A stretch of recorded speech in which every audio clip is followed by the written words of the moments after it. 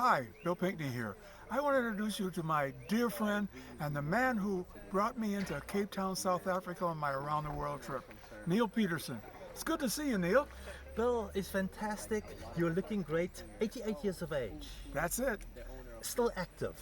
all the time. What is the secret?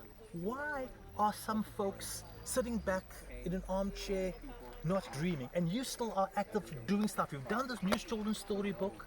You are still on the water. What's the secret? The secret is always look forward to the next day. Every day is not promised to you. If you look forward to the next day with a dream and a hope, you can move forward and stay young. So when we were racing boats and sailing boats around the world, the sea taught us some very, very powerful lessons. What is one of the most important lessons to you? I think there are two right back to back. One is you're smarter than you think you are because you learn to be innovative when you're out there at sea. Something will come up, you'll solve the problem and not know when you remembered to learn it. Two, you're dumber than you think you are because there's always something to learn. And that's the great joy that I find at being my age to learn every day. Well, if we continue that whole side of learning, I spent 9 months racing solo around the world, 195 days collectively at sea. Well, how long did it take you to do your trip? I went around in 22 months. Now I stopped, Neil. You were pretty much on the track to keep going. I was racing. That's it. So one of the big distinctions between what Bill and I did, Bill cruised around the world with a very set route through the Southern Ocean as well.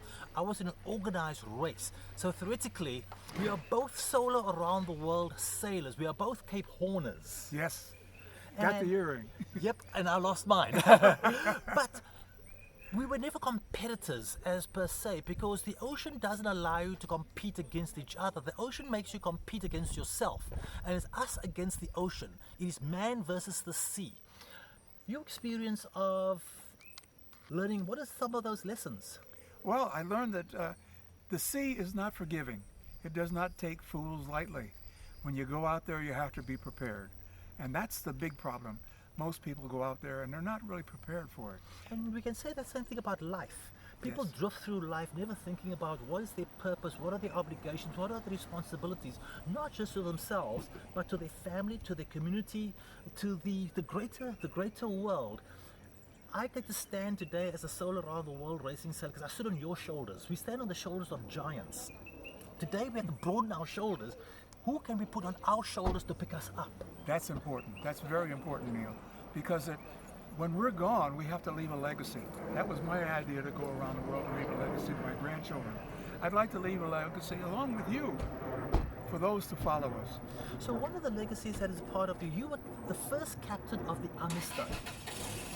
And there was a purpose behind why the tall ship Amistad was so important in history. Yes, because it was the first human rights case in the American Supreme Court.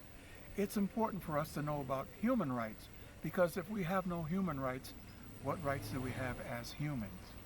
And so today, as we are dealing with the implications of climate change, we are seeing major changes. We look here, we're in El Yonke, this beautiful rainforest, we're looking out into the Atlantic Ocean in the distance. But our world is changing. And you've seen it in all the years that you've been around at sea. I've seen it in the years that I've been at sea. And so the one thing we are guaranteed is change. But are we ready to deal with and face these changes? Well, you know the thing about change. Change is an old man with a bald head. He has a beard. As he comes to you, you have to grab him by the beard, because once he passes you, there's nothing to grab. We're standing in front of that old man of change, and we need to grab that beard and hold on and make a change. But also it's about the wisdom of we are intergenerational. I am at least 30 years younger than you are. I've learned from you, you've learned from me. How do we get our next generation, who are going to be facing the biggest amount of change as this world, from a climate perspective, as from an economic perspective, a social perspective? The rate of change is so rapid. How do we prepare others? I think what we have to do is get them to be aware of the world around them, not just what we see in electronic videos and things of that nature. I think we really have to bring people back to the reality, to the basics, which I learned about the land, about the sea, and about the air around us. until they know what that really means to us and how important that is to us, I don't think they're going to ever change. It's being taken for granted. We can't afford to take that for granted. And hence, we are the custodians. We are the custodians of this planet. This planet will live without mankind, without the human species. The planet has been around for a long time. The planet will continue to be around way after mankind has evolved or devolved. What is the message to the next generation we have to focus on? I think the message really is to pay attention. Pay attention to the past and knowing what it was, and be aware of what will happen to the future unless you take a change and take action now. And this is the important part about now. As we see these big changes happening in the world, if we don't act now, when will we act?